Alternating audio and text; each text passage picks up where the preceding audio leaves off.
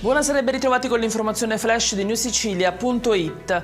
La Giunta regionale ha prorogato di un anno e fino al 9 luglio 2027 lo stato di crisi ed emergenza regionale utile a determinare i danni delle frane che si sono verificate a Caltanissetta il 10 dicembre 2024. Questo consentirà di allungare il periodo di osservazione e monitoraggio per l'esecuzione dei piani di indagine e le consulenze tecnico-scientifiche. La cronaca con un blitz della Guardia di Finanza su delega della Procura distrettuale di Catania contro un'organizzazione ritenuta responsabile di traffico internazionale di sostanze stupefacenti aggravato dall'agevolazione mafiosa. L'operazione denominata Bisso ha portato all'arresto di 15 persone dalla Sicilia a Malta, disposto anche il sequestro preventivo di beni per un valore complessivo di circa 700.000 euro.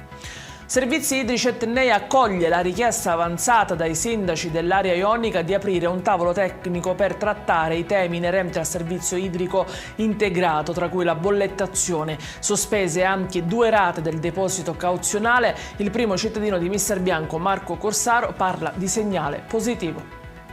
Riparato il danno a una condotta del gas di via Santa Sofia causato stamani da alcuni operai durante dei lavori stradali. In tarda mattinata era stata chiusa al transito la viabilità a partire dal civico 105 e residenti e negozianti erano stati fatti evacuare. La situazione è rientrata nella normalità nel primo pomeriggio.